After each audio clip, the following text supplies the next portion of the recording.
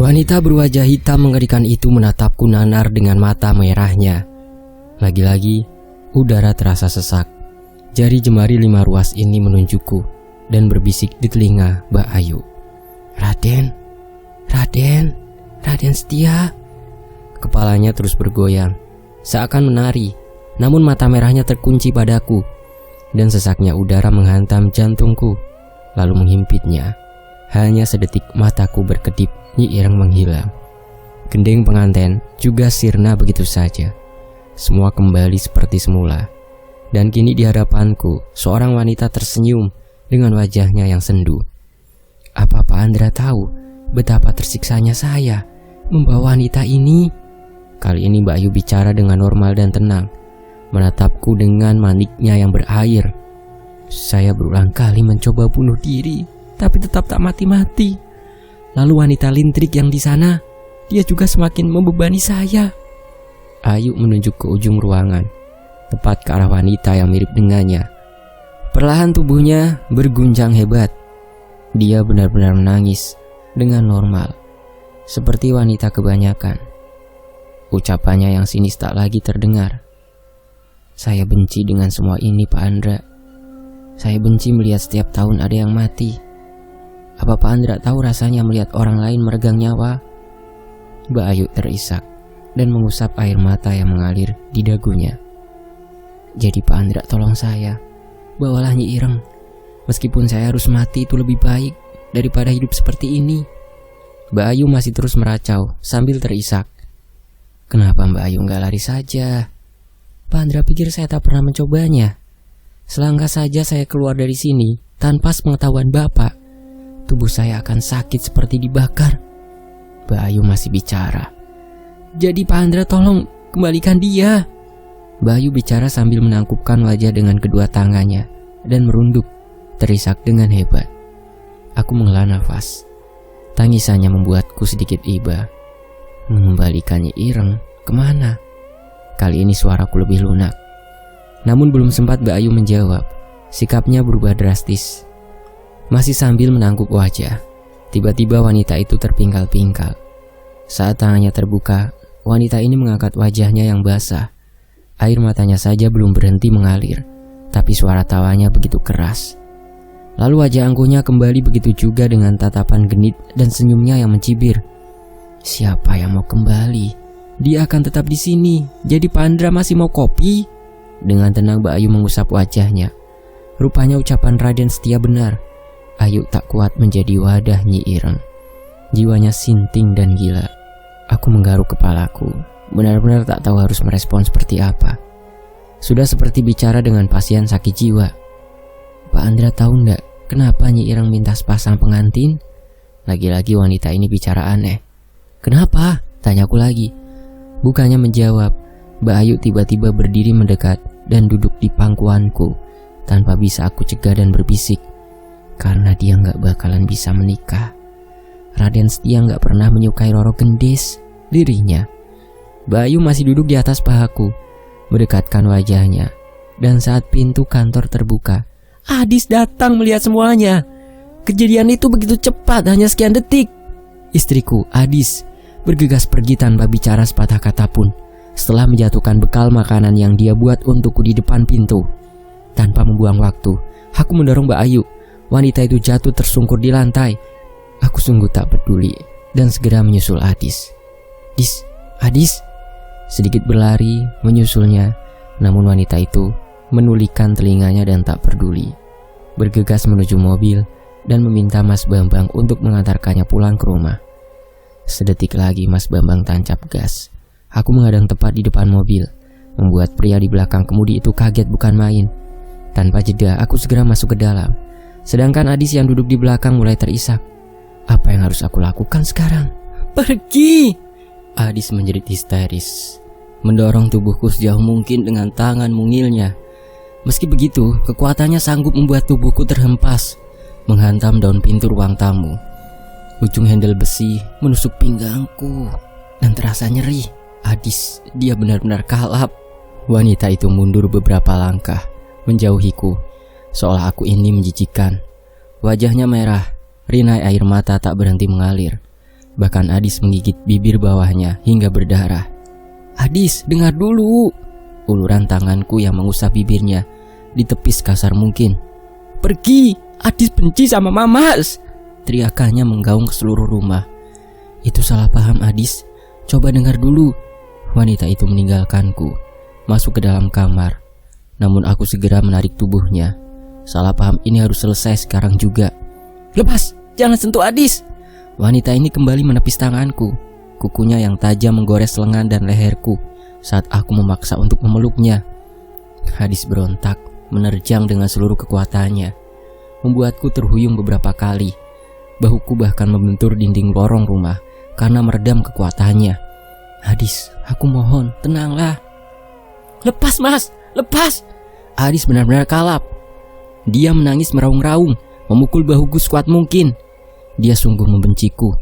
Hatiku nyeri luar biasa. "Itu gak seperti yang Adis lihat, dengar dulu." Aku tak boleh menyerah.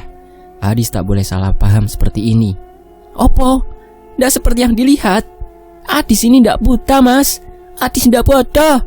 Suaranya makin meninggi dan masih terus memberontak dalam pelukanku. "Sayang, itu salah paham. Beneran Mamas gak ada hubungan apa-apa sama Mbak Ayu. Sumpah." "Bohong. Selama ini Mama selingkuhkan sama dia." Tenaga Adis mulai mereda, tapi tidak dengan amarahnya. Tangisannya justru semakin pedih. "Enggak Adis," lirihku sambil terus memeluknya. Adis hanya tergugu dan terus bicara. "Enggak apanya Mas, wanita sundal itu." Suara Adis mulai serak dengan isakannya. Pukulannya melemah, namun tidak dengan kesedihan dan amarahnya. "Adis, sumpah, Mamas gak ada apa-apa sama dia." Aku semakin erat memeluknya. "Ini hanya salah paham Adis, aku mohon percayalah." "Mamas apa yang kurang dari Adis sih Mas?" Tentu saja aku menggeleng berulang kali. "Apa karena Adis ndak hamil juga, jadi Mamas kecewa?" Adis bicara tergagap.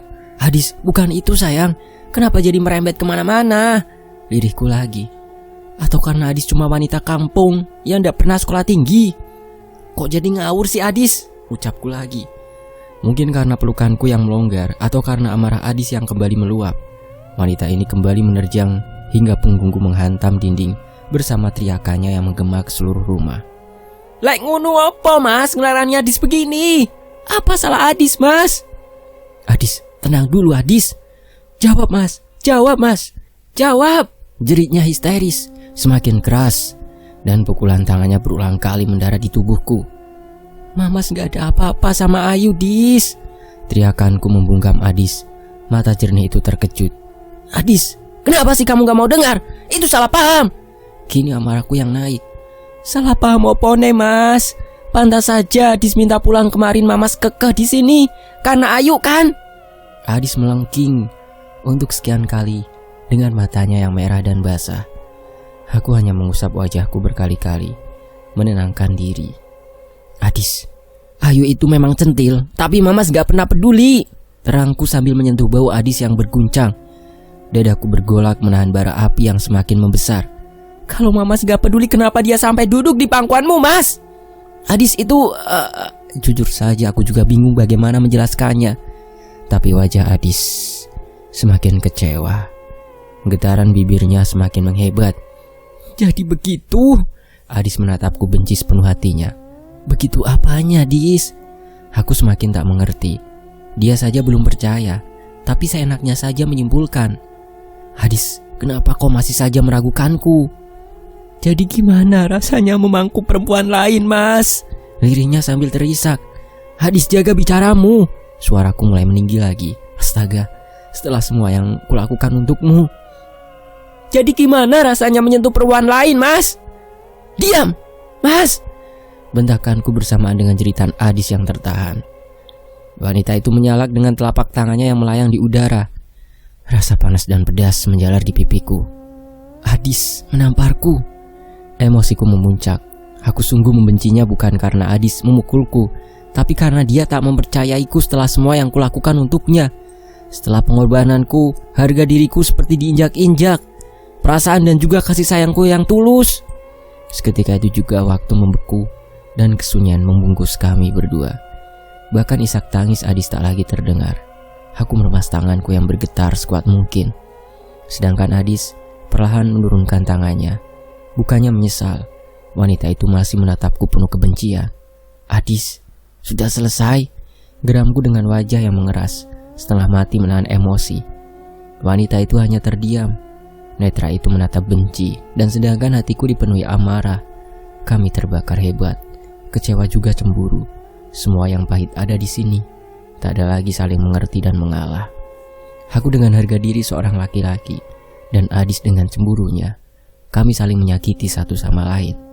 "Adis, kenapa selalu meragukan Mamas?" tanyaku setenang mungkin, menahan kobaran amarah yang membakar. Tuduhan Adis benar-benar keterlaluan. Bagaimana mungkin dia mengatakan hal itu? Wanita di hadapanku membisu, namun deru nafas dan wajahnya melukiskan perasaan bencinya. "Adis, aku tahu dia terluka, tapi bagaimana dengan hatiku yang remuk redam?" "Adis, biarpun seluruh dunia gak percaya, Andra yang di depanmu ini gak akan peduli. Tapi kalau Adis yang bicara seperti itu, Mamas harus bagaimana?" Aku mengusap wajah yang panas dan merah. Kenapa Adis gak bisa juga mengalah dan memahami Mamas? Kenapa? Adis memang gak akan pernah bisa mengalah sama Mamas. Terserah sampean sekarang mau apa. Belum juga aku selesai bicara, Adis sudah kembali mencercaku. Sebisa mungkin aku menahan tangan yang bergetar hebat. Lagi-lagi Adis sibuk dengan narasi dan pikirannya sendiri, lalu mengatakan semuanya tanpa menimbang perasaanku. "Kenapa sih, Dis? Kenapa? Kamu gak bisa sedikit saja memikirkan perasaan Mamas?" Kali ini semua terlontar begitu saja. "Jadi selama ini Adis selalu nyakiti Mamas gitu? Kenapa sampai anda pernah bilang? Atau karena Mamas sudah tresno dengan perempuan itu? Adis, tresno apanya? Jaga bicaramu!"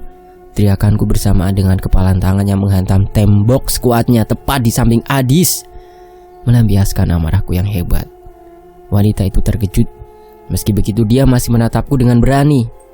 Perlahan, rasa nyeri menjalar di kepalan tanganku. Tapi sakit ini tak ada seujung kuku dengan remuknya perasaanku. Kami membisu. Begitu senyap sampai setiap tarikan nafas Adis bisa aku dengar. Dan netra jernih itu kembali meneteskan air mata. Wanita di hadapanku ini bahkan menangis tanpa suara. "Bangsat, apa yang harus aku lakukan?" "Adis, Mama sudah gak tahu lagi harus bagaimana bilang sama kamu kalau itu semua salah paham. Kalau Adis masih gak percaya terserah." Kata-kataku sebenarnya menyiratkan jika aku sudah kehabisan cara menjelaskannya pada Adis. Namun lagi-lagi wanita ini salah paham, dan ucapan Adis benar-benar meruntuhkan duniaku saat itu. "Ya wes, kalau memang terserah Adis, kita pegat saja, Mas." Air mataku mulai menggenang. Kata-kata itu sungguh menakutkan. Lebih menakutkan dari semua hal yang pernah aku alami. Juga tajam seperti belati yang mengiris seluruh hati juga mimpiku. Membuatku bertanya, inikah wanita yang selalu aku perjuangkan? Hanya sebatas inikah kepercayaannya padaku? Padahal seluruh hidupku sudah aku berikan untuknya.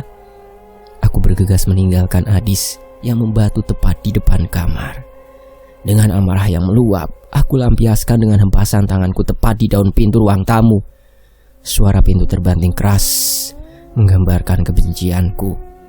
Kini kedua kepalanku nyeri. Bahkan aku merasakan jika ruas jariku sobek, meneteskan cairan merah yang hangat.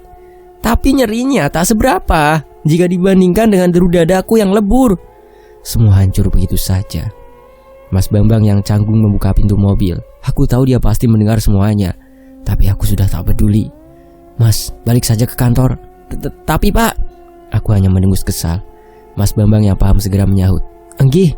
Dari spion mobil aku terus melihat pintu rumah yang masih terbuka dan memikirkan betapa kejam Adis padaku selama ini. Seandainya saja dia tahu betapa berat aku melawan nafsuku pada Ayu, betapa berat kehidupanku selama ini. Seharusnya dia juga bisa memahamiku dan menghilangkan seluruh keraguannya. Tapi sepertinya semua sia-sia. Dia tak kunjung memahamiku. "Adis, aku ini hanya mencintaimu, sekalipun aku tak pernah mengatakannya. Apakah semua yang telah kulakukan selama ini tak bisa menggantikannya? Adis, kenapa kau selalu saja menyuruhku mengalah? Benarkah kau mencintaiku? Kenapa kau terus membuatku kecewa? Aku lelah." Mas Bambang menghentikan mobil tepat di tengah jalan, dalam malam yang gelap di antara batang tebu yang rapat di areal. Tanpa bicara, pria berkumis ini keluar mobil dan meninggalkanku sendiri. Seakan tahu jika aku sudah tak tahan lagi membendung air mataku. Sendirian di dalam mobil di atas dashboard hitam, aku menangkupkan wajah, menangis lirih, bersetan dengan semuanya. Loro bronyo, Nyi Ireng, telulas, bahkan masa laluku juga. Brengsek, aku benci hidupku, aku benci diriku sendiri, aku benci Adis. Sambil menaikkan siku di kepala, aku berbaring di kursi tamu dalam ruangan kerja, menengadah dan menutup mataku yang perih, menenangkan badai dadaku yang hebat. Pak Andra, suara medok Mas Bambang menarik atensiku. Pria itu membawakan sarapan juga pakaian ganti.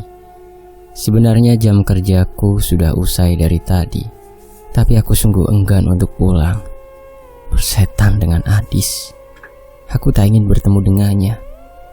Mas Bambang yang mungkin mengerti perasaanku akhirnya menawarkan diri untuk pergi ke rumah dan meminta pakaian pada Adis. Pak, sarapan dulu. Bu Adis tadi bawain ini untuk sampean. Pria berkumis itu mendekat dan meletakkan plastik hitam di atas meja. Adis. Entah mengapa aku membenci nama itu sekarang. Taruh aja mas, saya nggak lapar, jawabku sambil mendengus kesal. Mas Bambang terdengar menghela nafas panjang dan berat. Pria ini akhirnya duduk tepat di samping kepalaku dan mulai bicara lirih. Pak, berantem sama istri itu tidak baik loh. Pria ini menatapku lekat, memaksaku bangkit dan duduk sambil menopang kepalaku yang berat. Mas Bambang tersenyum saja melihat wajahku yang kusut. Pak Andra, kasihan Bu Adis. Tadi waktu Kolo datang, ibu masih nangis. Apalagi waktu tahu sampai hendak pulang, ibu tambah sedih loh. Pria ini berhati-hati saat mengatakannya padaku. Tapi egoku ini sedang di puncak tertinggi. Jadi ucapan Mas Bambang seakan hanya angin lalu. Mas Bambang tak menyerah dan terus bicara. Saya jadi ingat waktu berantem sama istri saya, Pak. Tepat sehari sebelum dia minggat. Ya begini sama saja sama Pak Andra. Tapi sesaat Mas Bambang menarik nafasnya yang sesak. Tapi kalau bisa kembali, saya tidak akan peduli sama harga diri saya. Bahkan saya bakalan terima kalaupun istri saya mau pukul saya berulang kali juga tidak apa-apa kok. Mas Bambang kembali serak dan berkaca-kaca. Saya sudah pasrah Pak Andra. Kalaupun memang benar dia selingkuh, itu lebih baik daripada begini. Kabarnya tidak jelas, masih hidup atau sudah meninggal. Walaupun perasaan saya terus berbisik kalau istri saya diguna-guna orang dan sudah mangkat. Pria di hadapanku ini terus mengusap wajahnya yang basah, membuatku sedikit terkejut. Apa dia sudah tahu kalau... Pak, setiap saya lihat Dewi, hati saya semakin sakit. Anak sekecil itu sudah tidak punya ibu. Seandainya tidak ada dia dan bunuh diri tidak dosa, mungkin saya sudah lama nekat. Kadang saya berharap kalau malam ini saya mati saja. Mas Bambang ini gimana sih? Aku saja sedang kalut malah ditambahi masalah dia juga. Curhat colongan. Tapi sedikit banyak aku mengerti maksudnya, apalagi saat dia bicara. Pak, kalau saya meninggal, titip Dewi ya Pak. Membuatku menarik nafas mendengar pria ini bicara begitu. Entah mengapa marahku menjadi tenang. Mas Bambang jangan bicara ngawur, Pak Mali. Mendengar ucapanku, Mas Bambang hanya tersenyum dengan wajahnya yang basah. Pak Andra ngalah saja sama ibu. Kasihan. Sebelum Pak Andra menyesal seperti saya sekarang, mau menangis banyak apapun, semua ndak bakalan bisa kembali Pak. Sejuta maaf juga percuma. Lagi-lagi ucapannya yang telak menyadarkanku. Iya, saya tahu mas, tapi entah kenapa rasanya susah sekali. Sudah Pak, kalau mau sama-sama ego, ndak akan selesai. Lagi pula laki-laki itu kudu banyak ngalah sama perempuan. Namanya saja tulang rusuk, bengkok nggak bakalan lurus. Kalau dipaksa nanti malah patah. Seperti sekarang, sama-sama saling ngelarani toh. Tumben Mas Bambang bicara begini, tapi ucapannya semuanya benar. Pria itu berlalu meninggalkanku yang kembali berbaring. Kali ini pikiranku lebih jernih. Tulang rusuk ya, Adis. Benarkah dia tak memahamiku atau justru aku yang belum mengerti wanita itu sepenuhnya? Kebencian Adis terlukis jelas setiap aku menutup mata, membuat hatiku berdenyit. Aku tak menduga jika wajah yang teduh itu bisa mengeras dengan mata basah yang merah. Bibir terkatup rapat dan pandangan kebencian. Aku hanya menarik nafasku yang kembali berat. Sadarlah Andra, sampai kapan mau begini? Mungkin saja selama ini aku yang belum mengerti Adis. Lagi pula amarahnya kemarin karena aku tak bisa menjelaskannya. Lihatlah di atas meja. Wanita itu bahkan masih memasak untukku. Pasti ini karena aku terlalu bodoh. Tergesa aku meraih plastik di meja dan berlari menyusul Mas Bambang. "Mas, tunggu!" Lagi-lagi aku menghadang tepat di depan mobil. "Ayo pulang," ucapku seketika setelah pintu mobil tertutup. "Nah, ngunu Pak, kudu sabar." Mas Bambang tersenyum bangga padaku. Kenapa aku bisa lupa jika Adi sangat berharga untukku? Aku sudah memutuskan untuk menceritakannya. Siapa diriku, juga kenapa wanita itu, Ayu, terus mendekat. Aku harap amarahnya bisa mereda. Sepanjang jalan sambil melamun dan melihat barisan tebu, aku memikirkan ucapan Adis kemarin. Ternyata selama ini, dia terus memikirkan tentang anak. Apakah kami sebenarnya belum saling memahami satu sama lain? Ingatanku berputar, mengingat wajah Adis yang tersipu malu saat kami bertemu untuk pertama kalinya. Kenapa aku bisa pemarah seperti ini? Padahal aku sungguh menyukainya. Seharusnya semua ini tak perlu terjadi. Wajar saja jika Adis marah. Siapapun pasti salah paham karena posisiku dengan Mbak Ayu saat itu benar-benar tak biasa. Belum juga aku sampai di depan pintu, Mas Bambang bergegas pergi karena sudah waktunya untuk menjemput Dewi dari sekolah. Suasana rumah sepi. Jendela dan pintu semuanya tertutup rapat, tak seperti biasanya. Adis, dia pasti sedang menangis di kamar. Membuat rasa bersalahku memuncak. Aku bergegas masuk menuju kamar dan ingin segera memeluk Adis, berlutut meminta maaf. Tapi sedetik setelah aku membuka pintu kamar, kosong. Ranjang tua itu masih rapi dan mulus. "Adis, Adis!" Aku terus memanggilnya dan mencari ke seluruh rumah, membuka setiap ruangan, bahkan sampai ke halaman belakang. Tapi sosok mungil itu tak ada dimanapun. Aku mulai cemas. Tenang, mungkin saja dia bersama Teh Asih. Aku bergegas menuju ke rumah Mojang Bandung yang berada tepat di belakang rumah. Mengetuk pintunya, memanggil berulang kali, tapi nihil. Teh Asih bahkan tak ada di rumah.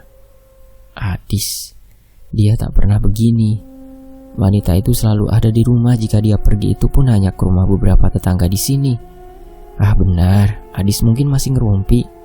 Hiburku meski hatiku mengingkarinya. Mana mungkin Adis pergi dengan mata yang bengkak. Tidak, jangan menyerah, cari dulu. Otakku segera menentangnya. Kakiku kembali berlari mencari sosok Adis. Bertanya pada setiap orang yang aku temui seperti orang gila. Berlari ke seluruh kompleks sambil sesekali mengusap wajahku yang basah. Sayangnya semua orang mengatakan hal yang sama jika mereka tak pernah bertemu dengan Adis hari ini. Kakiku lemas melangkah menyusuri jalan paving blok. Terpanggang matahari yang terik, mataku menyusuri setiap sudut dan teras setiap rumah di komplek ini, berharap jika pandanganku menangkap sosok Adis. Namun firasat dan otakku terus berputar mengatakan satu hal. Adis telah pergi. Apakah kata-katanya itu benar jika dia meminta cerai? Hatiku cemas luar biasa, seperti kesetanan. Kembali berlari secepatnya ke rumah dan memeriksa dalam lemari. Aku seperti tak menapak tanah, hancur sepenuhnya. Pakaian Adis sudah kosong. Adis meninggalkanku sendiri. Bulir air yang tumpah dari netraku. Ini seakan tak cukup untuk melukiskan betapa besar penyesalanku telah melukai Adis, menyakitinya, membentaknya, membuatnya menangis berulang kali. Dia pasti membenciku. Andra, kau berdebah. Sekarang aku harus bagaimana? Aku harus mencari kemana? Kata-kata Mas Bambang terngiang. Sejuta maaf pun percuma. Aku bersimpuh dan tergugu, menyesal sepenuhnya. Adi sudah pergi meninggalkanku sendiri. Hatiku menjadi lebih hampa dari sebelumnya. Seperti awan gelap yang memuntahkan badai kesedihan yang hebat. Sakit. Lebih sakit daripada kemarin saat Adis meragukanku. Aku hancur lebur tak bersisa. Memukul kaca lemari berulang kali, menyakiti diri sendiri, berharap luapan penyesalanku ini bisa membuat wanita itu kembali. Meskipun aku sadar itu tak akan terjadi. Aku adalah pria paling tolol yang pernah ada. Dak, Aji muncul terburu-buru dari pintu kamar. Lu gila? Aku tak menggubrisnya dan terus memukul cermin lemari yang lebur. Serpihan kaca berserakan di lantai, sedangkan darah mengalir dari buku-buku jariku. Persetan, rasanya bahkan tak sakit sama sekali dan air mata brengsek ini juga tak kunjung berhenti. Dak, jawab, lu kenapa? Adis mana? Hanya satu pertanyaan dan sanggup membuatku kembali berguncang hebat. Meraung menyesal membuat Aji kebingungan. Bang, cuma Adis yang aku punya, tapi perempuan kejam itu pergi. Aku mulai meracau dengan air mata, seperti seorang anak kecil pada ayahnya. Aku tak peduli lagi dengan harga diri segala macam. Aku hanya ingin Adis kembali. Memang aku yang salah, aku yang bodoh, tapi aku harus cari kemana? Sesalku lagi. Aji yang biasanya tak pernah serius menanggapi sesuatu, kali ini hanya terdiam menatapku penuh khawatir. Lu yakin Adis pergi? Aku hanya mengangguk dan menunjukkan lemari yang kosong. Adisku mana, Bang? Teriakanku bersamaan dengan kepalan tangan sekuat mungkin di pintu lemari. Hembasan penyesalan yang tak berguna. Dak, berhenti! Aji menahan tubuhku sekuat mungkin, tapi emosiku yang labil membuatku kesetanan. Maaf, Dis, maafkan aku, Dis. Teriakku seperti orang sinting. Kenapa dia sekejam ini? Kenapa aku setolol ini? Gak bisakah dia mengerti sedikit saja, dan gobloknya kenapa aku menyerah untuk mengalah? Penyesalanku semakin menjadi. Adis, beri aku kesempatan lagi, Adis. Hantamanku semakin keras. Darah yang hangat semakin banyak. Peduli setan. Dak, berhenti. Masih ada gue, abang lu. Teriak Aji dan menahan kepalan tanganku. Mata birunya menatap iba padaku penuh kasih sayang, juga kerinduan yang hebat. Perubahan sikap Aji membuatku sedikit bingung. Apa? Aji menarik diri, melepaskanku yang mulai tenang dan kembali bicara. Dak, masih ada gue, kakak kandung elu. Jadi tenang. Sekarang kita susul Adis. Kata-kata Aji seketika membuat kewarasanku kembali. Si Cepak selesai membalut kedua tanganku yang terluka di ruang tamu, bersamaan dengan Mas Bambang yang datang dengan si Panther. Kami bertiga nekat mencari Adis ke agen bus saat pertama kali kami datang. Sepanjang jalan kami mencari seteliti mungkin, bertanya pada setiap kios, juga orang di pinggir jalan, bahkan bus yang berhenti, memeriksa setiap penumpang. Tatap mereka yang sinis tak lagi aku pedulikan. Ocehan mereka yang mengatakan aku gila tak sekalipun aku dengarkan. Sial, perjalanan 8 jam itu berakhir sia-sia. Adis tak pernah sampai di agen bus. Jadi dia pergi kemana? Apa dia tersesat? Sejuta kecemasan membuatku semakin sakit. Rasanya seluruh makian, sumpah serapah yang terburuk sekalipun takkan cukup untuk mengutuk kebodohanku. Mas Bambang terus menenangkanku, begitu pula Aji. Aku sudah tak bisa berkata apapun lagi. Duniaku hancur, kewarasanku menguap, hatiku kosong tanpa harapan. Kini aku mengerti arti dari kalimat sejuta maaf pun percuma. Penyesalan merobek-robek dadaku yang nyeri. Air mataku sudah kering dari tadi. Keteguhanku menghilang. Aku tak akan pernah sama tanpa Adis. Pondasi hidupku runtuh seketika. Hampir tengah malam kami sampai di rumah. Terdiam membisu di ruang tamu. Tak ada lagi tawa khas si Cepak dan suara medok Mas Bambang yang ramah. Mas Aji, Bu Adis tidak mungkin pergi jauh. Lah tadi pagi saja masih ada kok. Saya masih sempat ngobrol sama Bu Adis. Mas Bambang membuka suara, menatap Aji yang berpikir keras sambil menopang dagunya. Makanya Adis gak pernah keluar komplek kan, tapi bisa minggat. Aji dengan intuisinya merasakan kejanggalan. Tapi dia di mana, Bang? Tanyaku lirih. Aku sudah tak bisa berpikir dengan jernih. Otakku buntu. Tenang Dra, Adis pasti ketemu. Gue bakalan minta bantuan yang lain juga. Sekarang lu fokus dulu di sini. Laporan gue udah masuk, barang bukti juga udah diterima pusat. Kita akan bergerak secepatnya. Aji bicara untuk menenangkanku, sedangkan Mas Bambang melongo. Pusat iki maksudnya apa ya Pak Aji? Diam aja bang. Si Cepak kembali bicara dengan gaya cueknya, meninggalkan tanda tanya besar di benak Mas Bambang. Pria berkumis itu hanya menelan ludahnya. Dra, Mas Bambang, satu hal lagi, kalau terjadi sesuatu pergi temui Kiai Herman ya. Kata-kata Aji menyiratkan sesuatu, tapi dia enggan menjawab, kendati Mas Bambang bertanya berulang kali. Sementara itu di sisi lain, mau susah, mau bahagia, kalau belum kiamat tetap saja aku masuk kantor dengan kesedihan yang luar biasa, memikirkan Adis. Kira-kira wanita itu sekarang ada di mana? Semua orang melihatku dengan pandangan heran. Wajar saja mataku yang sipit ini semakin menghilang. Semalaman aku tak bisa tidur dan terus memikirkan Adis. Merutuk dan menyesal. Rasanya lebih baik aku mati saja sekarang. Kalau membunuh itu tidak dosa dan kalau saja Mas Bambang tak menahanku, mungkin aku sudah menguliti Ayu sekarang sampai tulang belulang dan melemparkannya pada anjing liar. Aku memang sedikit iba dengan kata-katanya kemarin, tapi sekarang aku sungguh menyesal. Wajah angkuhnya itu semakin pongah, seakan berkata dengan bangga jika dia telah berhasil memisahkan aku dan Adis. Bangsat. Mas Bambang terus berbisik padaku. Pak, sabar yo, ojo krusa-krusu. Hatiku kesal tak karuan. Benar-benar rasanya aku ingin menghancurkan meja kerjaku saat ini juga. Namun nyeri di kedua kepalan tanganku mengingatkan ucapan Haji semalam. Pasti terjadi sesuatu, jangan gegabah. Seketika skenario terburuk terlintas dalam kepalaku, membuat dendamku semakin memuncak. Tapi si Cepak mengatakan, belum ada bukti yang kuat dan tak ingin membebani perasaanku yang sudah kalut. Seketika kecemasan dan penyesalanku tenggelam dalam kebencian pada mereka, terutama Ayu. Perempuan brengsek, rasanya aku ingin membunuhnya saat ini juga. Mas Bambang mengantarkan secangkir kopi. Aroma kafein membuat hatiku tersengat nyeri, apalagi kalau bukan karena teringat Adis. Di mana dia sekarang? Sudah makan belum? Bagaimana tidurnya? Apa dia baik-baik saja? Apakah wanita itu masih marah padaku atau justru dia semakin membenciku? Semua pertanyaan ini memperburuk kesedihanku.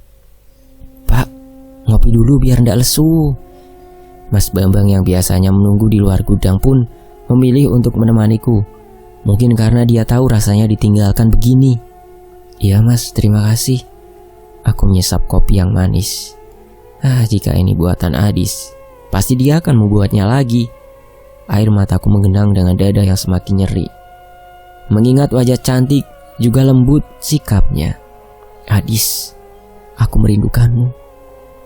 Pak, saya mau izin beberapa hari boleh? Tiba-tiba saja Mas Bambang mengutarakan maksudnya di sini.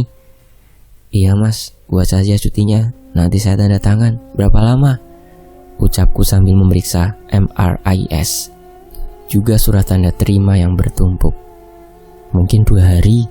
Bapak ndak apa-apa kan bawa mobil sendiri? Dan kalau saya tinggal? Kecemasan pria berkumis di hadapanku ini membuatku sedikit menyesal pernah berburuk sangka padanya. Ternyata Mas Bambang benar-benar orang yang baik.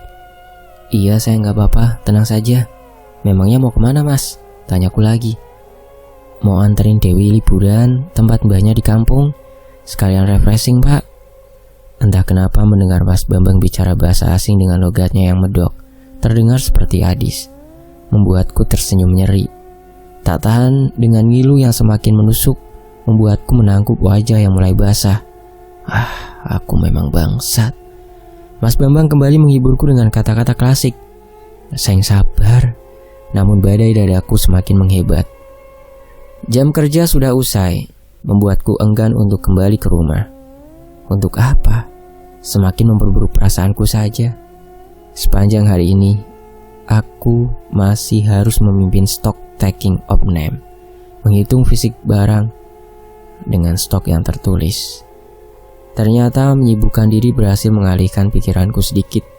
Walaupun terkadang kecemasanku masih ada, akhirnya aku menemukan selisih hitungan fisik karena barang yang tercampur di bagian lain. Inilah susahnya menghitung baut. Bentuk hampir sama, meskipun beda setengah inci, tetapi part number dan stok kodenya sudah pasti beda. Kepalaku hampir meledak mencarinya. Tak main-main, selisih hampir 500 pieces. Mereka ceroboh sekali. Jarum jam di pergelangan tanganku menunjukkan pukul 11 malam. Baru saja aku akan kembali ke kantor, tapi di kejauhan, 2 orang terus memperhatikanku. Siapa lagi kalau bukan Mbak Santo dan Pak Robert? Keduanya menatap tajam padaku dan saling bicara satu sama lain. Firasatku seketika waspada, apalagi melihat gelagat keduanya. Beberapa kali mereka menunjuk padaku. Meskipun aku pura-pura tak melihat, tapi aku tak mungkin abai begitu saja kan? Jika mereka tidak menginginkanku, lalu siapa yang mereka incar? Untuk dijadikan loro blonyo? Para bajingan ini, apa sebaiknya aku bunuh saja ya? Kebetulan moodku juga buruk. Jangan rencana Aji bisa bubar. Setengah mati aku menahan emosi yang merambat seperti ular. Sabar dan tenang. Berkali-kali aku mengatakannya dalam hati. Aku mengalah, keluar menuju pojok gudang yang senyap, menenangkan diri, menghembuskan nafas sedalam mungkin, mengatakan pada diri sendiri jika Adis pasti baik-baik saja. Pandanganku kembali terkunci di pos putih terbengkalai tempat kami menemukan berkas dan barang bukti. Aji dan aku belum sempat kembali memeriksa pintu besi yang kami temukan. Mereka pasti menyembunyikan sesuatu di sana, dan ilalang itu semakin merunduk seperti rutin dilalui orang, meninggalkan jejak setapak. Apa yang mereka lakukan? Belum terjawab pertanyaanku, sekelebat bayangan pria melintas mengejutkanku. Itu sosok Pak Mama tanpa kepala. Dia berdiri di antara semak ilalang. Belum puas satu persatu suara orang meminta tolong lirih dan bersahutan terbawa angin. Memanggilku berulang kali. Raden Setia. Udara menjadi berat, sesak. Di atas sana langit kemerahan. Suasana yang anyep juga pengap. Lagi-lagi dimensi astral. Satu persatu mereka kembali muncul. Para pengantin yang terpenggal, juga pekerja yang menjadi tubal telulas iringan. Darah mereka mengalir. Bau amis dan busuk terbungkus harum kantil yang memuakkan. Mereka terus berdatangan, mendesakku untuk segera melakukan sesuatu. Tak cukup dengan kehadiran para tumbal yang mengenaskan. Satu persatu sosok wanita bergaun putih melayang dari atas atap pabrik turun mendekat. Disusul para sosok yang terikat kepalanya. Mereka berdiri mematung di kejauhan. Ada yang tertawa lantang, ada juga yang menangis lirih. Sedangkan beberapa sosok hitam berdiri di kejauhan, berlindung di balik semak pepohonan yang rimbun dengan mata merah menyala. Mereka juga mendekat perlahan-lahan. Sekali lagi aku melihat mereka dengan deru dada yang bertalu. Bukannya takut, hanya saja penampakan mereka semua mengenaskan. Dra, kembalikan Nyi Ireng, bebaskan kami. Suara mereka bergema dalam kepala, membuatku serba salah. Bagaimana aku bisa menolong kalian? Aku saja kalut seperti ini posisinya. Putuskan perjanjian mereka. Sekali lagi mereka mengatakannya dan serempak menuju bangunan terbengkalai di antara semak belukar yang tinggi. Perlahan pintu besi berkarat itu terbuka dengan sendirinya. Puluhan tangan keluar dari dalam pintu yang gelap, melambai memanggilku. Seperti terhipnotis, aku mendekat. Puluhan tangan busuk itu mundur lalu menghilang dalam kegelapan. Dalam pendar cahaya kemerahan, di ujung ruangan, aku menuruni anak tangga, menuju ruangan bawah tanah, tempatku menemukan berkas para korban, juga pintu besi yang tertutup. Dalam temaram di pojok ruangan, di sebelah lemari kayu, pintu besi itu terbuka dengan sebuah lorong yang dalam dan gelap. Lagi-lagi, seperti terhipnotis, aku melangkah masuk. Firasatku mengatakan jika di ujung lorong, jauh dalam kegelapan, sesuatu yang sangat jahat mendekam, menggeram seperti makhluk buas yang lapar. Sayup lirih puluhan orang berbisik, bersahutan memanggil seseorang, Raden Setia. Lalu berganti erangan meregang nyawa, juga jeritan putus asa yang menggema di kejauhan. Semua ini membuatku ngeri. Apalagi dinding yang kusam seakan berkata, jika di sini bukanlah tempat untuk makhluk hidup. Bercak seperti noda darah yang sudah lama di beberapa tempat membuat tempat ini semakin mengerikan. Semakin aku masuk ke dalam, udara semakin berat. Kematian seakan berada tepat di belakangku. Kendati begitu, kakiku terus saja berjalan perlahan dalam lorong yang pengap dan lembab. Hanya belasan langkah dari pintu masuk, beberapa ruangan seperti penjara saling berhadapan. Di balik sekat jeruji juga terlihat beberapa gundukan tanah, seperti makam tanpa nisan. Bau busuk seketika menyeruak hidungku. Semakin jauh aku masuk, kegelapan semakin pekat, semakin jahat. Lagi-lagi di ujung lorong, puluhan anak tangga turun berbaris menuju ruangan berikutnya. Lamat-lamat suara orang merintih dan menangis lirih. Sayangnya, baru selangkah aku menapak anak tangga paling atas. Suara kenong gending pengantin berdentang. Lalu hembasan udara yang kuat dari bawah tanah mendorongku hingga terpental kembali ke depan pintu besi. Saat aku bangkit, sosok wanita sudah berada di arah berlawanan. Siapa lagi kalau bukan Nyi Ireng? Mata merahnya menatap tajam dengan wajahnya yang bengis. Seiring gendeng pengantin kembali mengalun, kepala itu bergerak ke kiri dan ke kanan. Ia mengangkat tangannya lalu menari dengan gerakan yang patah-patah. Bibirnya menyeringai dengan gigi tajamnya. Nyi Ireng kembali membisikkan kata-kata yang paling aku hindari. Raden, limo, loro blonyo. Demit ini bicara lirih dan kembali melayang mendekat. Aku bangkit, susah payah menahan dadaku yang nyeri. Sejengkal lagi demit itu menyentuhku. Seseorang menarik tubuhku dari belakang, menjauh dari demit gila yang berbentuk wanita hitam yang menyeramkan dengan tanduk kambing dan mata yang menyala. Saat aku menoleh itu, Raden Setia dengan beskap dan belangkonya. Untuk pertama kalinya kami bertemu di sini. Nyi Ireng terbahak-bahak. Sepertinya wanita itu benar-benar bahagia melihat sosok Raden Setia. Belum juga aku bertanya, Andra Jawa di sampingku ini menatap tajam penuh amarah. Bali, satu kata. Dan aku kembali tersadar di depan gudang dengan dada yang nyeri, seperti dihantam balok. Aku terbatuk berulang kali, seperti pesakitan. Nyeri luar biasa. Artinya jika aku terluka di dimensi astral, maka tubuhku juga merasakan dampaknya. Aku tak boleh gegabah. Untung saja Raden Setia datang. Terlambat sedikit saja mungkin lukaku pasti lebih nyeri atau mungkin saja aku bisa mati. Pantas saja tatapannya penuh amarah. Ini semakin berbahaya. Aku terbangun dengan kepala yang berat, tangan yang nyeri, juga nafas yang sesak. Kejadian semalam membuat dadaku lebam, persis seperti orang yang dipukul sekuat tenaga. Belum lagi punggungku yang sakit karena tidur di kursi kantor. Sudah 2 malam ini aku tak pulang ke rumah. Hatiku belum siap. Rasanya aku bisa sinting jika kembali sekarang. Bahkan pakaian gantiku dibawakan Aji, membuat si Cepak mengomel panjang pendek dengan sikapku yang kekanakan. Saat dia mengganti perban di kedua tanganku, kata-katanya meluncur seperti seorang ayah pada anaknya, mengataiku ceroboh, bodoh, dan segala macam. Apalagi saat melihat lebam dadaku yang semangatnya semakin membara. Namun saat aku mengatakan yang terjadi, si Cepak berhenti bernyanyi. Firasatku mengatakan, jika perjanjian tumbal itu pasti berasal dari sana. Meskipun aku tak tahu media yang mereka pakai, tapi ini tak mungkin salah. Aku harus memutuskan perjanjian mereka, apapun caranya. Limo dan Loro juga sudah disebutkan. Aji melarangku untuk tak bergerak sendiri dan mengingatkanku berulang kali untuk tak gegabah.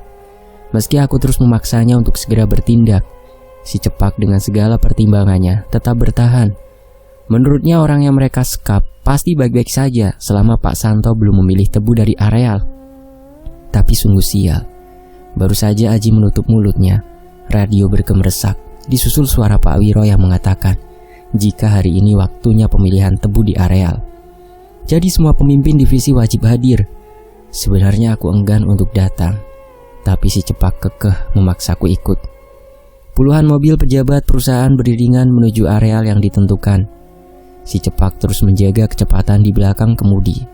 Terpaksa dia yang membawa si Panther. Mas Bambang masih cuti, sedangkan aku terus melamun. Daripada nyungsep di areal, Aji menawarkan diri. Selama perjalanan yang berguncang penuh debu, aku hanya melamun, melihat barisan tebu yang berbunga dari jendela samping. Menopang dagu, memikirkan keberadaan Adis. Dia sedang apa ya? Kenapa pos kilat yang aku kirim tak kunjung dibalas? Perlahan kesedihan merambat, membuatku semakin perih. Belum lagi suara John Bon Jovi bersenandung Always semakin mendukung penyesalanku. Aku mematikan pemutar pita dengan kasar sambil mendengus. Aji terus-menerus mengkhawatirkanku dari belakang kemudi. Dra, gimana? Mau nyari Adis kalau lu aja begini. Niat hidup kagak sih? Meski sudah tahu aku ini adik kandungnya Aji, tetap saja bicara ceplas-ceplos membuatku semakin murung. Yang halus loh sama adik sendiri. Udah tahu aku lagi sedih. Abang ini gimana sih? Sahutku ketus. Ya bukan gitu. Muka lu sepet banget kayak mangga muda. Setidaknya semangat sedikit, dari kemarin juga cuma ngopi aja. Kalau mami masih ada pasti udah ngomel-ngomel. Seketika aku tahu jika bakat cerewet Aji diturunkan dari sosok ibu yang tak pernah aku ingat. Membentuk busur senyum di bibirku. Dari kecil, lo itu udah susah makan, bikin mami sebel. Ternyata keterusan ya sampai sekarang. Pantesan aja kurus. Aji masih bicara panjang lebar. Kalau papi gimana? Tanyaku lagi. Setidaknya Aji berhasil mengalihkan kesedihanku. Papi mirip elu, pendiam, tapi hangat, juga perhatian. Sekali waktu kalau dia pulang dari kantor, kita belum tidur, papi pasti sempetin buat gendong elu. Habis itu gue pasti nangis minta gantian. Aji terkekeh mengingatnya. Akhirnya papi terpaksa gendong kita berdua sampai tengah malam buta keliling rumah. Gue di punggung dan elu di depan papi. Diiringi ocehan mami yang medok nyuruh kita bertiga buat tidur. Aji berbinar saat menceritakannya. Jadi Indra, gue gak bakalan tinggal diem. Tenang aja, Adis pasti ketemu. Aji bicara sungguh-sungguh sambil memainkan setir menghindari lubang di tengah jalan. Dan Wiro, bajingan itu pasti gue bales, tenang aja. Suara Aji penuh kebencian. Aji kembali menyadarkanku lagi jika aku sudah tak sendiri. Ya bang, mata dibalas mata. Sekarang dendam itu menular padaku. Jadi berhenti nangis, udah kayak cewek aja Lundra.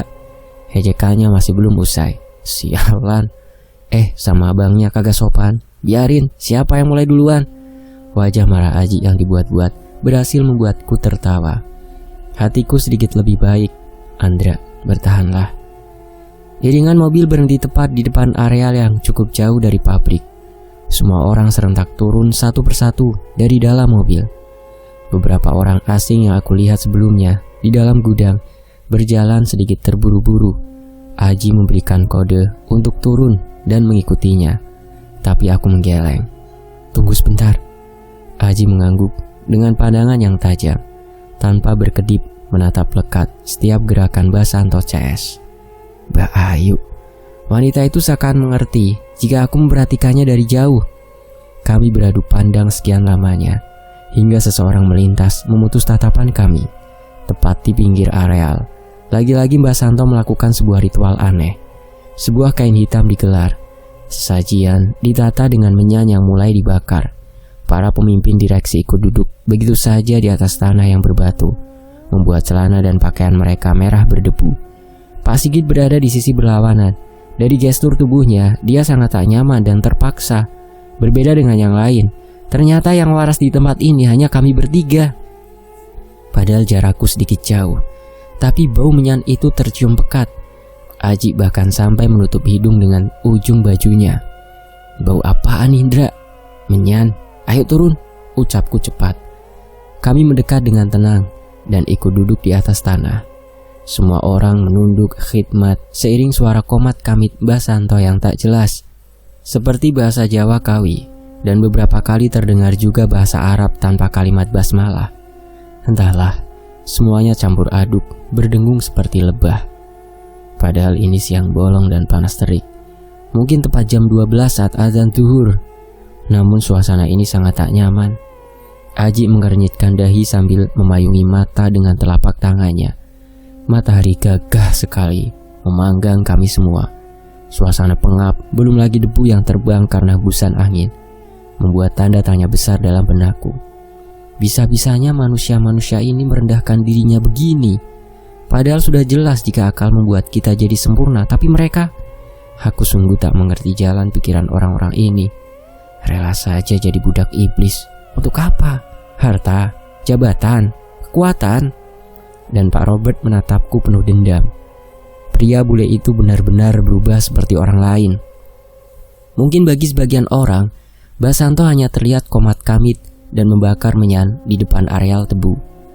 Namun bagi mataku yang sudah tak normal ini, di sana, di antara batang tebu dan daun kering yang rapat, sesuatu bergerak, mengintip di antara samar bayangan tebu yang tinggi. Perlahan, bau menyan berganti menjadi sesuatu yang busuk, benar-benar busuk. Aku bahkan sampai mual dibuatnya. Ratusan mata melirik di sela batang tebu yang rimbun. Padahal ini siang bolong. Tapi bulu kuduku meremang tak karuan. Aku tak bisa membayangkan jika malam hari aku berdiri di sini.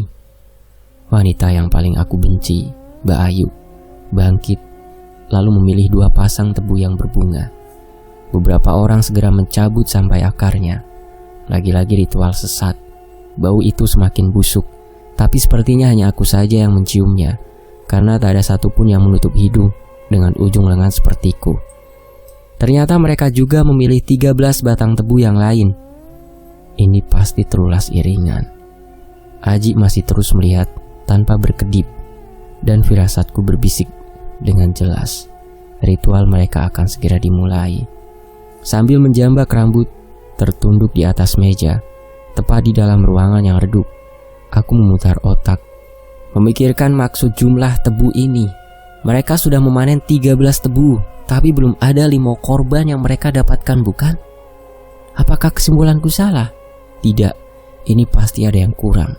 Pikir yang benar, ayolah. Tunggu, bukankah Nyi Ireng mengatakan 5 dan loro blonyo bersamaan? Bagaimana kalau mereka melakukan 5 yang terakhir bersama dengan loro blonyo? Informasi terakhir dari Pak Sigi juga bilang, saat itu suara orang yang meminta tolong saling bersahutan. Mungkinkah orang yang mereka sekap itu salah satu dari 5? Gawat. Pantas saja firasatku memburuk. Siapapun loro blonyo, tak penting. Aku harus segera menemui Aji. Aku sudah bangkit dan bergegas keluar, tapi apes. Seseorang bawahanku datang ke ruangan, mengatakan jika kapur dan chemical yang dipesan baru sampai dan harus segera dibongkar. Tanpa sadar aku melemparkan kursi di dekatku menghempas tembok. Emosiku tumpah. Kerjaan sialan, gak bisa kan nanti saja? Pria di depanku ini langsung sungkan, sembari mengatakan sabar, menyadarkan kesalahanku yang segera meminta maaf padanya. Tapi bagaimana bisa aku bersabar? Pikiranku penat dengan tebu manten, sedangkan hatiku yang ngilu memikirkan Adis. Jika bukan karena nasihat Aji untuk bersabar, aku sudah lama hengkang mencari Adis cepat mungkin. Sayangnya demi tercapainya cita-cita balas dendam abangku itu, terpaksa aku menurut. Meskipun tak memungkiri jika aku juga punya dendam yang sama, tapi Adis lebih penting. Sambil menyilangkan tangan, aku duduk di tumpukan karung kapur di belakang gudang. Mungkin karena sudah terbiasa, bau menyengat di tempat ini tak lagi aku pedulikan. Sedangkan beberapa tenaga borongan sibuk memindahkan karung kapur dari tumpukan lot ke atas palet kayu. Pikiranku masih terus berkutat pada ucapan para korban kemarin. Memutus perjanjian ini, juga ucapan si gila Ayu tentang mengembalikan Nyi Ireng. Mungkinkah itu cara untuk menghentikan ritual ini? Tapi kemana? Lalu Raden Setia yang tak kunjung menemuiku, apa dia masih marah? Pak Andra, lapor Pak, sudah selesai, kita pulang ya Pak. Seorang pekerja borongan menyeka keringatnya dengan tangan yang putih karena debu kapur. Nafasnya tersengal. Mereka bekerja sedikit terburu-buru. Semakin malam suasana di pabrik semakin menyeramkan. membuat orang-orang enggan untuk berlama-lama di ujung gudang ini.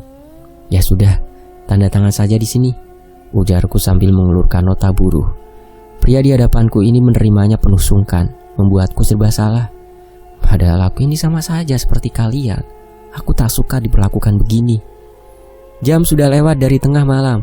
Aku masih terpekur sendirian, memikirkan Adis dan juga ritual tebu manten, juga cara menghentikan Nyi Ireng.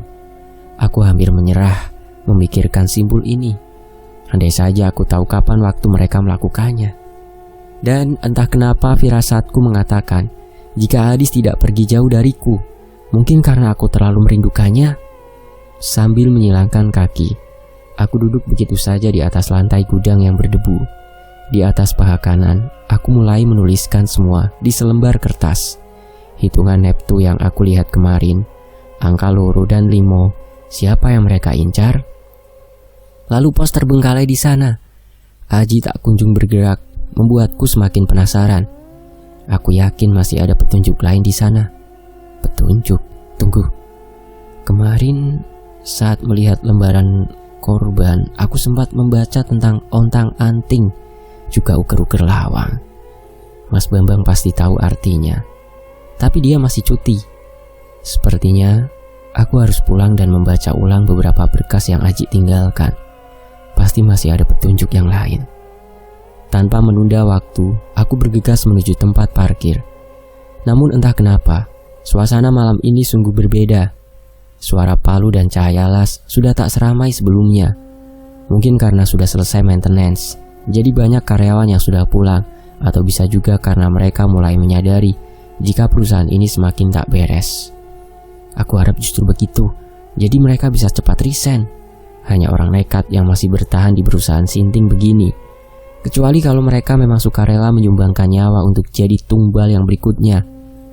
Mobil hitam melaju perlahan membelah jalan yang gelap dan sepi. Di belakang kemudi, aku sedikit melamun dan menangkap dari kaca tengah seseorang duduk di kursi belakang. Sosok Nyi Ireng yang menunduk. Seketika aku menginjak rem sekuat mungkin, membuatku terhempas membentur setir mobil. Dan saat aku menoleh ke belakang, tak ada siapapun. Kalau itu memang benar Nyi Ireng, aku pasti sudah merasakan auranya yang berat. Belum selesai aku berpikir, kuduku meremang. Rupanya benar. Karena gending pengantin mengalun dari radio mobil. Dia mau apa lagi? Udara kembali berat, anyep, juga singup. Langit di luar yang berubah kemerahan, dimensi astral. Aku masih menatap awas ke depan jalan berkabut yang suram dan redup saat jari jemari 5 ruas itu menempel di kaca sampingku dan merayap-rayap. Aku hanya menarik nafas panjang menenangkan diri. Sampai kapan aku akan ketakutan begini? Bukankah Raden Setia juga bilang manusia adalah makhluk yang paling mulia dan tinggi? Kecuali yang menghinakan dirinya sendiri seperti Nyi Ireng ini, anak manusia yang bersekutu dengan iblis. Kini wajahnya yang keriput kehitaman itu berjarak sangat dekat denganku. Matanya yang merah dan seringai giginya yang tajam. Raden Setia, kulo Nyi Ireng. Demit ini terus saja memanggil nama yang sama. Sebenarnya apa yang dia inginkan dari Raden Setia? Dengan keberanian yang aku kumpulkan, untuk pertama kalinya aku menjawab dan menatap demit ini dengan berani meskipun seluruh tubuhku masih bergetar. Bukan, kamu bukan Nyi Ireng. Asmamu Roro Gendes Ayu. Dan untuk yang pertama kalinya juga Nyi Ireng berhenti menyeringai. Matanya sayup dan wajahnya tertunduk, seakan mengenal nama yang aku sebutkan. Namun aku sungguh menyesal mengatakannya, karena Nyi Ireng justru berteriak tepat di depan wajahku sambil menggebrak jendela sekuat mungkin. Meskipun terhalang kaca, itu sungguh menakutkan. Mobil bahkan berguncang hebat. Kulo Nyi Ireng! Jeritnya dengan mulut yang terbuka lebar, hampir separuh wajah, matanya melotot seakan bola merah itu keluar dari rongganya. Lengkingannya tinggi berdenging, merobek gendang telingaku. Setelah semua hal mengerikan itu, dia menghilang bersama gending pengantinnya. Brengsek, ternyata dia benci namanya sendiri. Aku menghela nafas, mengusap wajah dan menenangkan dada yang bergemuruh. Semenjak pindah kemari, hidupku semakin menyedihkan. Seketika celoteh pedas ibu mertuaku, rasanya tak ada apa-apanya. Jika dibandingkan semua yang telah aku alami, andai saja aku tak pindah kemari, Adis pasti masih bersama aku. Hatiku kembali nyeri, membawa si panther hitam kembali membelah malam. Pulang ke rumah, benarkah? Suasananya masih sama saat kami pertama datang. Tebu yang rapat, malam yang gelap, lingkungan yang sepi, paving blok yang tersusun rapi dan mobil yang sama. Air mataku kembali mencair sembari menggigit bibir sekuat mungkin menahan deru dada. Rasa asin dan anyir yang menyebar dalam mulutku semakin membuat kesedihanku membuncah. Aku sampai di rumah yang gelap, sepi, dan kosong, tanpa sambutan Adis seperti biasa. Sambil menahan sesak berkeliling rumah menyalakan lampu di semua ruangan, satu persatu. Suasana sedikit membaik, tapi tidak dengan perasaanku. Aku bahkan enggan membuka sepatu. Untuk apa? Toh tak akan ada lagi yang marah jika aku terus memakainya, kan? Di dapur dalam tudung saji, masakan terakhir Adis sudah basi. Aku membuangnya dalam wastafel dengan rinai air mata yang deras. Adis, maafkan pria bodoh ini. Aku tak akan bisa berhenti mencintaimu. Jadi kembalilah. Dalam kamar, pecahan kaca lemari juga belum sempat aku bersihkan, membuat sesak dadaku semakin menjadi. Apalagi melihat daster Adis yang tergantung di belakang pintu, membuatku semakin tergugu, sambil terus menghirup bau tubuhnya yang tertinggal. Adis, sekarang ada di mana? Apa kau baik-baik saja? Jika Adis kembali, Mamas berjanji akan jadi lebih baik lagi. Mama sadar tak ada yang bisa mengerti Mama sebaik Adis. Jadi cepatlah pulang. Kita mulai lagi dari awal. Harapanku saat ini hanya pos kilat yang aku kirimkan bisa segera dibalas Bapak. Jika benar Adis sudah kembali ke Jawa, aku akan segera menyusulnya. Tapi bagaimana jika Adis juga tidak ada di sana? Ternyata kehilangan Adis lebih menakutkan daripada melihat Nyi Ireng. Bahkan mungkin jika menghadapi kematian pun tak sebanding rasanya. Tubuhku lemas, bersimpuh di antara serpihan kaca yang berserakan. Mungkin saat ini Adis sama seperti kaca lemari yang hancur karena hempasanku kemarin dan tak pernah aku satukan lagi. Apa kita bisa kembali seperti semula? Aku kembali tergugu menangis sendiri, menggenggam erat daster Adis, memeluknya seakan dia ada di sini sambil memukul dadaku yang sesak berulang kali. Mungkin karena terlalu lelah menahan penyesalan, kesunyian di rumah ini membuatku melamun sambil menatap nanar ke arah pintu kamar yang terbuka. Dalam batas kesadaran, aku kembali masuk dalam dimensi mereka. Karena suasana kamar yang terang berubah menjadi redup kemerahan, udara yang berat, aku sungguh mengenali tempat ini. Senyum sinis tersungging dalam bibirku. Bagaimana tidak? Awalnya aku merasa ketakutan, tapi sekarang aku justru merasa saat ini aku salah satu bagian dari mereka juga. Sepertinya kehilangan Adis membuatku tak takut apapun lagi. Hanya tinggal menunggu waktu saja. Aku pasti jadi orang gila. Sayup-sayup suara puluhan lengkingan wanita yang tertawa berganti dengan suara tangis yang mengalun bersahutan dengan derai tawa anak-anak yang tak normal. Belum usai suara puluhan orang yang saling bicara satu sama lain bergemuruh dengan bahasa yang tak aku mengerti. Mereka ramai bersahutan dengan suara lolongan anjing juga burung gagak menyambutku. Tapi senyuman di bibirku hilang saat seseorang melintas di pintu kamar yang terbuka. Tanpa sadar, aku melangkah keluar, mengikuti bayangan seseorang wanita berpakaian pengantin. Dari siluet punggungnya yang mungil, dia seperti tidak pasti salah lihat. Ayo pastikan lagi. Sayangnya saat aku sampai di ruang tamu, bayangan itu hilang. Dari sela gorden jendela, beberapa sosok berdiri mematung di halaman, menarik perhatianku. Saat aku menyibak kain itu lebih lebar, puluhan makhluk astral berdiri. Pandangan mereka tertuju pada sosok tepat di depan rumah Aji. Lagi-lagi seorang pengantin wanita. Siluet tubuh juga tinggi badannya itu seperti... Tapi tak mungkin. Ini dimensi astral. Keraguan dan ketakutan menyesap dalam dadaku. Jika ini benar mungkin dia sudah... Tidak Andra, pikir yang benar. Aku memukul kepalaku berulang kali. Dalam keraguan dan ketakutan yang semakin membesar, aku keluar rumah, mendekati pengantin di depanku ini, dan tak menggubris semua kuntilanak, pocong, dan kawan-kawannya yang berdiri memutariku.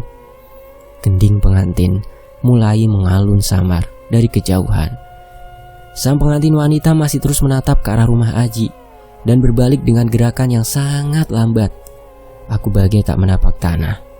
Itu wajah yang aku rindukan, sosok yang aku tangisi selama ini. Itu sungguh Adis. Wajahnya bersedih dengan mata yang terpejam, seakan meminta tolong. Mengulurkan tangannya sambil terisak dan tak bicara apapun. Kenapa dia ada di sini? Aku bergegas berlari. Belum juga aku menyentuhnya, wanita itu menghilang karena kesadaranku kembali. Masih berada di dalam kamar yang sama, duduk bersimpuh sambil memeluk daster Adis. Tapi aku yakin itu bukan mimpi. Itu pasti sebuah pertanda. Tanpa menunggu waktu, aku bergegas ke depan halaman, membuka pintu sampai terbanting keras. Tapi suasana di halaman ini sepi, tak ada apapun. Tak ada siapapun. Hanya jalan yang gelap, pepohonan yang rimbun, rumah Aji yang tertutup, dan lampu jalan yang menyala mengusir kegelapan semaksimal mungkin. Aku terguncang hebat, mengingat bagaimana Adis menangis dan mengulurkan tangannya. Adis? Kenapa dia memakai pakaian pengantin? Apakah ini kebetulan? Otakku seperti terpacu berpikir. Periksa berkas bukti sekarang juga. Perintahnya. Aku segera kembali dan membuka kamar sebelah. Lagi-lagi, kenyataan mengguncangku. Loro istri kembali. Patung menyebalkan itu duduk di atas meja dengan angkuh, menatapku dengan mata tak simetrisnya, juga bau kantil yang memuakan. Tanpa pikir panjang, aku melemparkannya di dinding sekuat mungkin. Loro istri pecah berkeping-keping, seluruh bagiannya hancur berserakan. Di antara puing-puing tanah, terlihat seonggok kertas menarik perhatianku dan gumpalan rambut, juga selembar foto yang ditekuk. Tanganku berguncang hebat. Kebencianku meluap bersamaan dengan ketakutan dan juga amarah yang membuncah. Foto Adis dengan tulisan Arab gundul seperti raja, juga gumpalan yang rambut terikat kain putih membeli jadi satu. Bangsat! Dari awal mereka menginginkan Adis. Jika begini sudah bisa kupastikan jika Jaler adalah... Sialan! Beraninya mereka. Aku tak akan tinggal diam. Tunggu, Haji. Dari sore aku tak bertemu dengannya. Kecemasanku membesar. Aku berlari pontang-panting, bahkan sampai terpeleset di depan lorong. Terus lurus menuju rumah Haji, mengetuk pintunya. Pria cepak itu tak kunjung membuka pintu. Kecemasanku semakin menjadi. Haji, Haji, Abang! Teriakanku tak disahut sekalipun. Dengan amarah yang meluap, aku menendang pintu rumah sekuat mungkin. Sekali masih kokoh, 2 kali masih belum berhasil, dan ketiga kalinya pintu itu terbuka kasar. Engsel pintu jebol. Bergegas menuju kamar Aji, dan di atas kasur yang kacau dengan beberapa kertas yang bertebaran, seonggok patung pengantin pria berwarna kuning dengan wajah yang putih menatap dingin padaku. Tubuhku lemas sebagai tak bertulang. Kesedihan, amarah, dendam membakar dadaku yang bergemuruh. Tubuhku berguncang hebat. Mereka membawa Aji. Aku menggenggam tangan sekuat mungkin. Darah kembali merembes dari luka yang terbuka. Rasa sakit menjagaku tetap waras. Samar-samar, suara puluhan orang berteriak di kejauhan menyadarkanku untuk waspada. Bergegas ke depan, segera menutup pintu rumah Aji. Berdiri di balik jendela, menatap lurus ke seberang jalan tepat di halaman rumah. Puluhan orang berpakaian hitam datang, memakai mobil bak terbuka. Turun dengan tergesa membawa senjata tajam, parang, celurit, bahkan samurai. Di antara mereka, sosok gempal yang aku benci berdiri dengan angkuh, berkacak pinggang. Hurry up, cari dia, cincang kalau ketemu. Yes sir, belasan pria itu menyahut bersamaan. Belum juga aku berpikir, beberapa orang masuk dengan kasar ke dalam rumah, mencoba mendobrak pintunya. Namun mereka segera menyadari jika pintu telah terbuka. Otakku memerintahkan satu kata, lari. Tanpa menunggu waktu, aku bergegas keluar dari pintu belakang rumah Aji. Bergerak dalam senyap dan mengendap di antara pagar perdu. Sesekali mengamati mereka yang mulai berpencar. Gawat. Aku segera berlari dalam senyap seperti maling. Hingga sampai di ujung kompleks, aku segera bersembunyi di dalam areal tebu yang rapat, bergerak menerobos pekat malam. Tak mungkin lewat jalan pos utama. Mereka pasti menemukanku. Tungkaiku terus berlari dengan nafas yang hampir putus, dibungkus amarah dalam sinar bulan yang hampir penuh. Menerobos batang tebu yang tinggi dengan daun yang tajam, juga debu yang berhambur. Ketakutanku kembali. Ternyata manusia itu lebih mengerikan daripada setan alas. Suara mereka terdengar sayu bersahutan dengan suara jangkrik dan binatang malam. Dra, kalau nanti ada masalah, cari Kiai Herman. Seketika pesan Aji beberapa hari yang lalu saat kami mencari Adis terngiang dalam otakku. Ya, pria itu, aku harus menemuinya. Aku berhenti sesaat. Adrenalin juga mesin piston di dadaku yang bergemuruh membuatku tubuhku berguncang hebat. Duduk dulu, atur nafas, tenang dan konsentrasi. Isi kepalaku mengatakan jika aku terus berlari seperti babi hutan begini, aku bisa mati konyol dan tak akan bisa menyelamatkan Adis. Ayolah Andra, pakai isi kepalamu. Pertama, cari arah. Aku bergerak setenang mungkin. Memang dasar sial. Samar-samar suara deru mobil melintas. Mereka sudah di sini. Aku bahkan berhenti bernafas. Beruntung, tebu di sini rapat dan tinggi. Mereka hanya berhenti sesaat dan berlalu tanpa curiga sedikit pun. Aku kembali maju dalam senyap dan tenang dari satu petak tebu ke petak tebu lainnya. Bias cahaya bulan memantulkan dedaunan tebu setinggi dada. Aku benar-benar menyesal memutuskan untuk pindah ke tanah jahanam ini. Bangsat. Aku sudah tak bisa merasakan kakiku. Semua persendianku rasanya mau lepas, menerobos ribuan batang tebu setinggi dada yang tumbuh rapat. Nafasku hampir putus. Belum lagi daun tajam menggores wajah dan lenganku. Pedih. Tunggul akar yang menyeruak membuatku terjungkal berulang kali. Lengkap sudah penderitaanku. Malam ini aku pasti mati dan membusuk. Tidak, aku tak boleh menyerah. Ayo lari lebih cepat, sedikit lagi, berjuanglah. Tunggu, aku pernah mengalami hal ini? Bangsat, ini kan mimpiku sebelum pindah kemari. Kenapa aku tak menyadarinya? Adis? Ayo lari dulu. Bersambung. Nantikan kelanjutannya ya. Hanya di Tony FS. Terima kasih untuk Mas Simple Dandy. Ini luar biasa mas. Selalu berkarya mas. Untuk karyanya selalu kami tunggu.